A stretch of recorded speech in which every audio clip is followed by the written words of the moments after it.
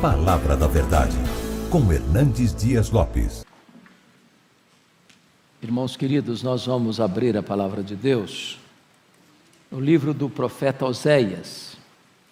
Profeta Oséias, capítulo 1.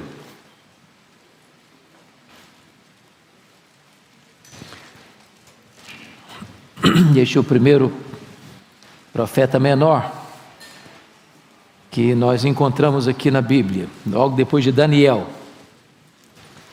Oséias, capítulo 1.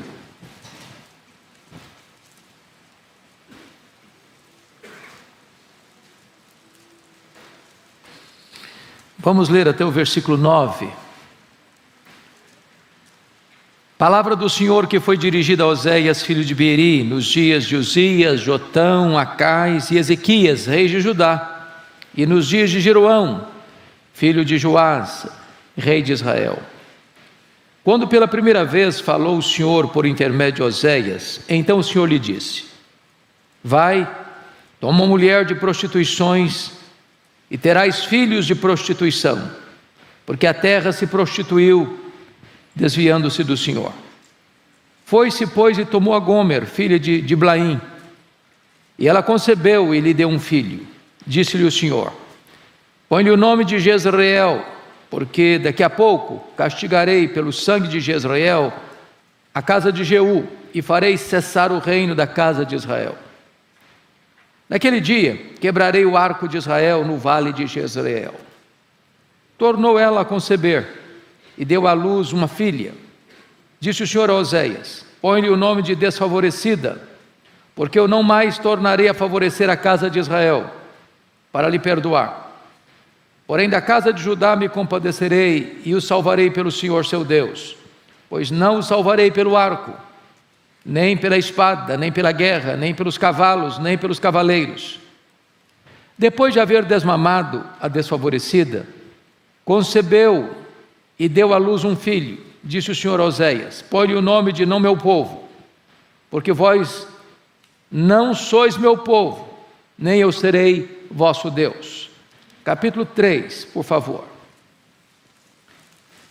Disse-me o Senhor: vai outra vez, ama uma mulher amada de seu amigo e adúltera, como o Senhor ama os filhos de Israel, embora eles olhem para outros deuses e amem bolos de passas. Comprei-a, pois, para mim, por 15 peças de prata e 1,5 homer de cevada. E lhe disse: tu esperarás por mim muitos dias, não te prostituirás, nem serás de outro homem. Assim também eu esperarei por ti, porque os filhos de Israel ficarão por muitos dias sem rei, sem príncipe, sem sacrifício, sem coluna, sem estola sacerdotal, ídolos do lar. Depois tornarão os filhos de Israel e buscarão ao Senhor seu Deus e a Davi seu rei, e nos últimos dias, tremendo, se aproximarão do Senhor e da sua bondade. Amém. Quero que você permaneça com a sua Bíblia aberta em Oséias, porque vou precisar que você examine comigo alguns textos. Eu quero conversar com vocês hoje sobre o romance da reconciliação. O profeta Oséias, ele pregou em Israel, no Reino do Norte, nos seus dias mais áureos. Governava o Reino do Norte o rei Jeroboão II. Foi o rei que mais governou em Samaria, 41 anos. E foi também o reino mais próspero do Reino do Norte. Foi um período de paz interna e paz nas fronteiras. No Reino do Sul também era um tempo de prosperidade, porque governaram homens como Uzias, Jotão. Infelizmente tem Acais aqui para atrapalhar um pouco, porque foi um homem mau, mas também no governo de Ezequias.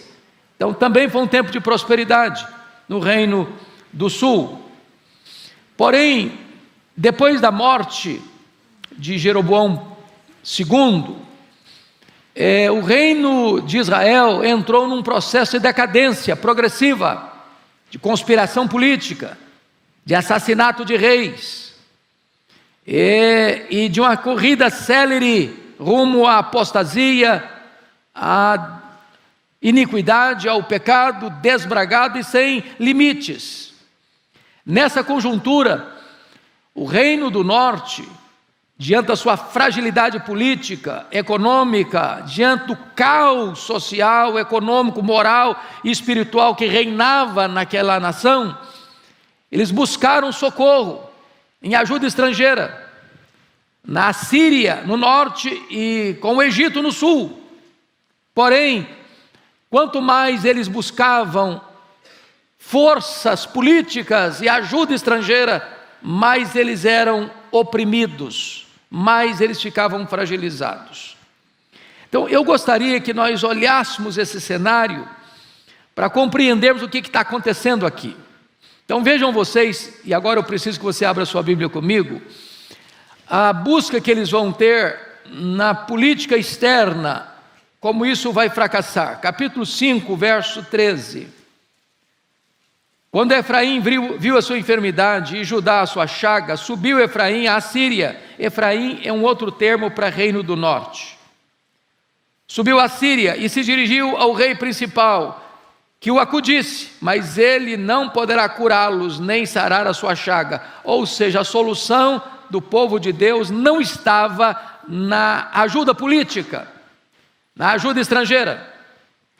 As coisas ficaram tão difíceis no reino de Judá, não, no reino de Israel, irmãos, que eu chamo a atenção para os versos 4, capítulo 4, verso 1 e 2, a descrição que o profeta faz da realidade do povo. Veja aí comigo, 4 e 2. Ouvi a palavra do Senhor, vós filhos de Israel, porque o Senhor tem uma contenda com os habitantes da terra, porque nela não há verdade, nem amor, nem conhecimento de Deus. O que só prevalece é perjurar, mentir, matar, furtar e adulterar, e arrombamentos e homicídios sobre homicídios. Se você percebeu, parece-nos que quase toda a tábua dos 10 mandamentos está aqui sendo quebrada, sendo violada. É o caos. É o caos. É uma sociedade que está completamente arruinada pela decadência. Mas notem que nessa sanha de resolver o problema, até o meio em que vive, o habitat deles estava sendo atingido. Olha o capítulo 4, verso 3. Por isso a terra está de luto, e todo o que mora nela desfalece, com os animais do campo, com as aves do céu, e até os peixes do mar perecem. Ou seja, a ecologia também está em crise, o habitat deles está em crise, o panorama todo está em crise. Mas tem mais. O profeta vai denunciar que essa crise toda decorre do fato da falta de conhecimento de Deus. Olha aí comigo, capítulo 4, verso 6. O meu povo está sendo destruído porque lhe falta o conhecimento. Porque tu, sacerdote, rejeitaste o conhecimento, também eu te rejeitarei, para que não sejas sacerdote diante de mim. Visto que te esqueceste da lei do teu Deus, também eu me esquecerei de ti. Então, o profeta denuncia também que não há conhecimento de Deus, porque aqueles que são responsáveis por ensinar a palavra de Deus, não estão ensinando a palavra de Deus. E o povo então perece, por falta de conhecimento de Deus. Olha o capítulo 4, verso 11 ainda, nessa questão. A sensualidade, o vinho e o mosto tiram o entendimento. Um povo rendido à embriaguez e um povo rendido à imoralidade não tem condições de discernir, não tem condições de entender a verdade, de acolher a verdade e viver de acordo com a verdade. Olha o capítulo 6, verso 6, ainda nessa mesma toada. Apesar de eles não conhecerem a Deus, eles multiplicavam os seus elementos religiosos. Mas olha o que está escrito, 6,6. Pois misericórdia quero e não sacrifício, e o conhecimento de Deus mais do que holocaustos. Ou seja, religiosidade não é o que Deus quer. O que Deus quer é o conhecimento dEle, que se conheça a Ele, que se adore a Ele em espírito e em verdade. Mas notem mais, irmãos, a instabilidade do povo. Quando não se tem a verdade, quando não se prega a verdade, quando não se ensina a verdade, o povo fica confuso. E olha aí capítulo 6, verso 1. Vinde e tornemos para o Senhor, porque Ele nos despedaçou e nos sarará, fez a ferida e a ligará. Ou seja, quando a coisa aperta, sabe o que acontece? o povo se volta para Deus. Porém, esse voltar para Deus pode ser uma volta rasa, superficial, porque notem comigo o versículo 4 do capítulo 6. Que te farei, ó Efraim? Que te farei, ó Judá? Ele está falando agora para os dois reinos. Porque o vosso amor é como a nuvem da manhã e como o orvalho da madrugada, que cedo passa. Ou seja, é apenas um entusiasmo epidérmico, raso, superficial, passageiro. Só se volta para Deus na hora do aperto. Quando a coisa dá uma melhorada, se esquece de Deus de novo. Mas tem mais. Olha o mundanismo desse povo, capítulo 7, verso 8. Está escrito aí: Efraim se mistura com os povos, e é um pão que não foi virado. É uma figura do padeiro aqui. Pensa comigo, ao se misturar com os povos pagãos, é um pão que não foi virado. Se você pega um pão e não vira, ele fica queimado de um lado e do outro fica imprestável, inútil, não serve para ser consumido.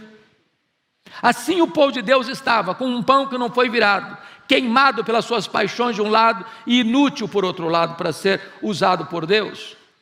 Mas mais, irmãos, esse povo começa a se corromper de uma maneira galopante. Olha o capítulo 9, versículo 9 comigo, por favor. Muito profundamente se corromperam, como nos dias de Gibeá. O Senhor se lembrará das suas injustiças e castigará os pecados deles. Preste atenção na expressão, muito profundamente se corromperam. Não se corromperam apenas não, muito profundamente se corromperam. Agora, vejamos o que acontece do ponto de vista da apostasia, então, no capítulo 11, verso 7. Você pode ler o verso 7 comigo, 11, 7, vamos juntos? Porque o meu povo é inclinado a desviar-se de mim, se é concitado a dirigir-se acima, ninguém o faz. Então preste atenção na generalidade da crise, de apostasia. O povo é inclinado a se afastar de Deus. Quando é convidado a se voltar para Deus, ninguém o faz. O povo estava rendido aos ídolos. Olha aí capítulo 13, verso 2. Você pode ler o 13, 2 comigo? Vamos lá? Agora pecam mais e mais, e da sua prata fazem imagens de fundição, ídolos segundo o seu conceito, todos obras de artífice, e dizem: sacrificai a eles. Homens até beijam bezerros. Olha a situação em que esse reino ficou. Deus já tinha mandado profetas, e eles não escutaram os profetas, eles mataram os profetas, eles perseguiram os profetas. Agora Deus vai levantar Oséias, não para trazer uma mensagem para a nação, mas para ser a mensagem para a nação. O profeta vai como que encarnar a mensagem que ele precisa transmitir. E o que é que Deus manda este profeta fazer para esse povo infiel? Deus é o marido, é a linguagem do Velho Testamento. Deus é o marido, Israel é a esposa, mas a esposa é infiel, e o marido a ama, e o marido investe nela, e o marido cuida dela, e o marido faz provisão para ela, e o marido fez de tudo por ela, e ela é infiel, e permanece infiel, e continua infiel. O que Deus vai fazer? Deus fala com Oséias assim, Oséias, capítulo 1, confira comigo. Oséias, vai e toma uma mulher de prostituições, e terás filhos de prostituição, porque a terra se prostituiu desviando-se do Senhor. Aí diz a Bíblia que Oséias se casa com Gomer, e Gomer, num dado momento da sua vida, vai transigir com os valores, vai abrir mão da fidelidade conjugal, vai se envolver em vários relacionamentos comprometedores para representar o que Israel estava fazendo com Deus. Mas não apenas o casamento de Oséias com Gomer deveria ser uma mensagem para a nação, mas os filhos desse casamento deveriam também ser uma mensagem do juízo de Deus para aquela nação. Se não, vejamos. Olha comigo aí, por favor, capítulo 1, verso 3. Foi-se, pois, e tomou a Gomer, filha de Diblaim, e ela concebeu e lhe deu um filho. Frise essa expressão, e lhe deu um filho. Qual a conclusão que você chega? É que o menino, de fato, era filho de Oséias e Gomer. Quando o menino nasce, Deus diz, olha, bota o nome dele de Jezreel. Esse nome não é só difícil de ler, não. Esse nome representa um local onde toda uma dinastia, a dinastia de Acabe, de Jeú, foi destruída. Uma chacina, um banho de sangue. Eu imagino o profeta Oséias andando pelas ruas de Samaria, levando o seu primogênito. E alguém pergunta, e aí, profeta, gente nova na sua casa? Como é que chama o menino? E o profeta responde assim, esse menino chama chacina. Derramamento de sangue. Falei, profeta, mas você não podia botar um nome melhor no seu menino, não? Falei, porque é isso que vai acontecer com Israel. Aí diz a Bíblia que nasce uma outra criança naquela casa, versículo 6. Tornou ela a conceber e deu à luz uma filha. Preste atenção no detalhe. Deu à luz, não diz que lhe deu. Não diz agora claramente que essa menina é filha de Oséias. Só diz que ela deu à luz, mas não retrata e lhe deu um filho, e lhe deu uma filha. Só diz que ela concebeu. Talvez essa segunda menina aqui, a segunda filha, é a filha, a segunda que nasce naquela casa, chama-se desfavorecida. Talvez já fruto do adultério. Agora imagine essa menina na escola, na hora da chamada. O bullying que ela sofreu. O profeta andando com a menina na rua e alguém perguntando, e aí, como é que chama sua filha? Tão linda. Eu falei, ela chama desfavorecida. Mas você tem um gosto muito ruim para dar nome em filho, hein, profeta? É porque esse povo não vai ter mais o favor de Deus.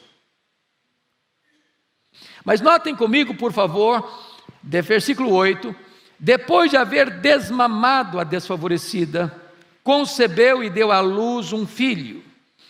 Disse o Senhor a Oséias, põe-lhe o nome de não meu povo. Preste atenção aqui.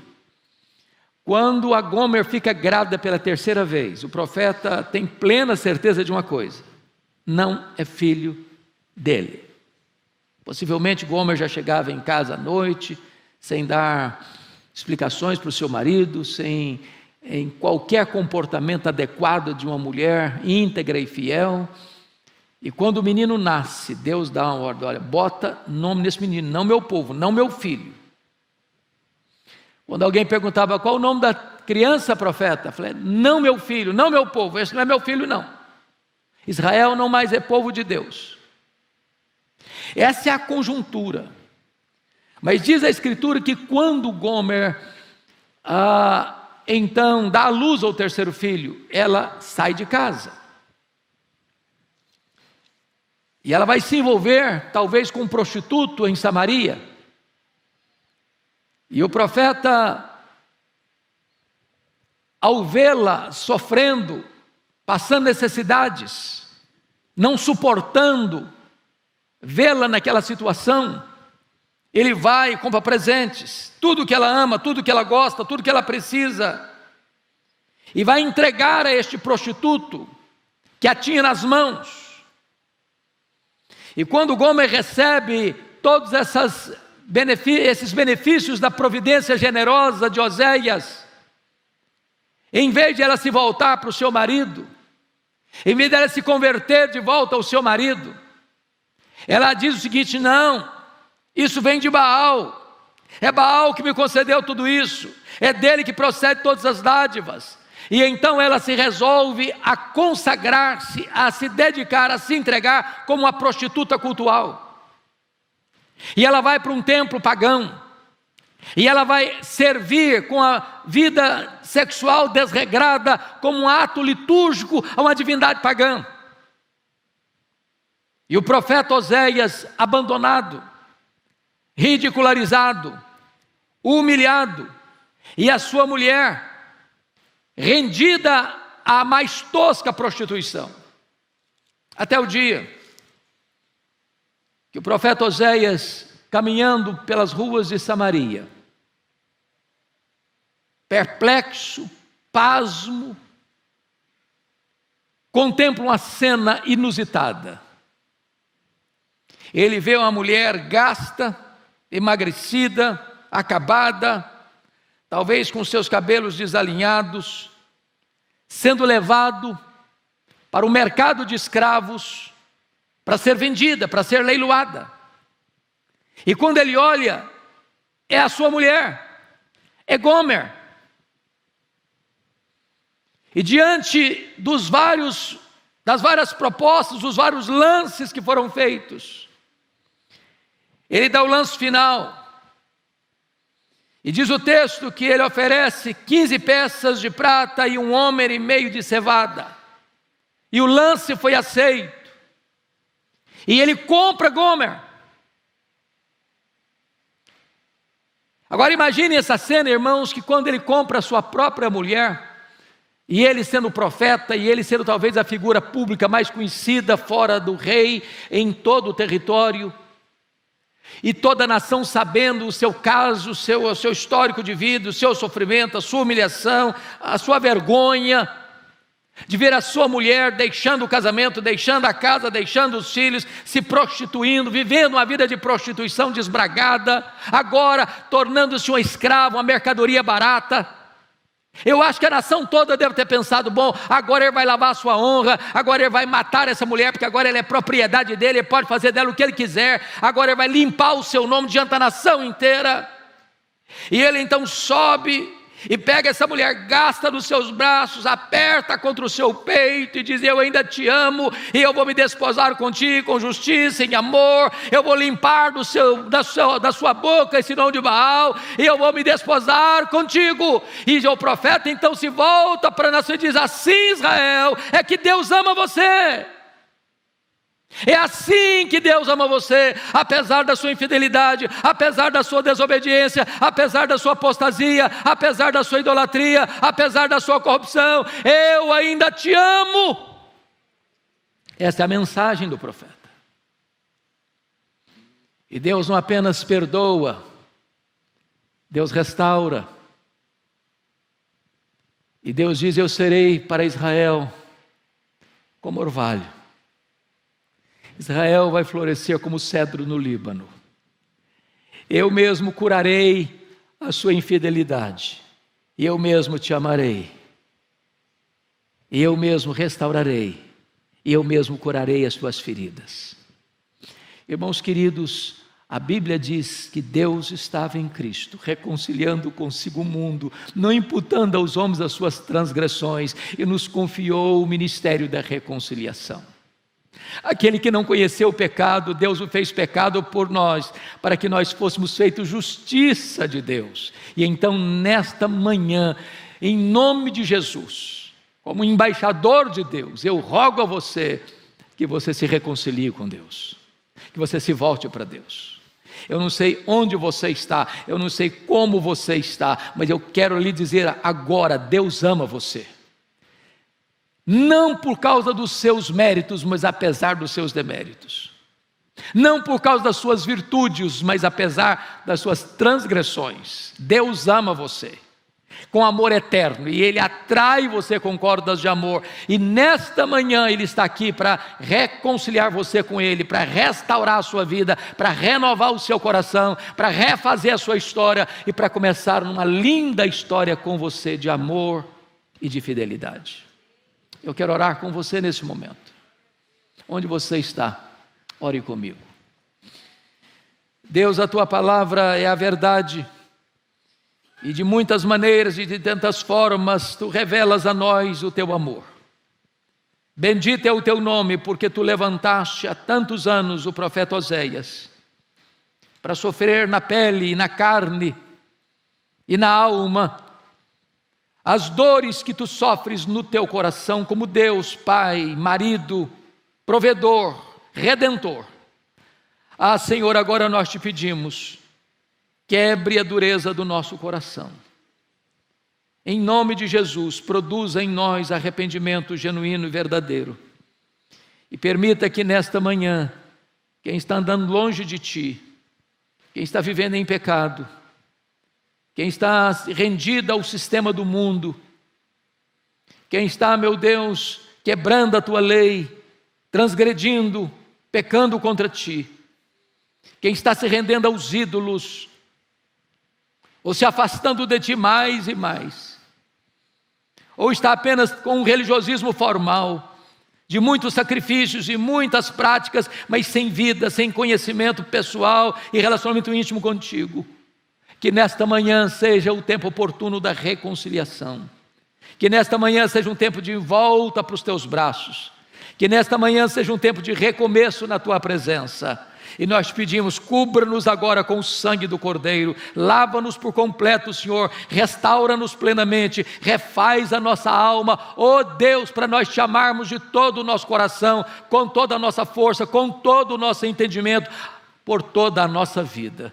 É assim a nossa súplica e a nossa oração, em nome de Jesus. Amém.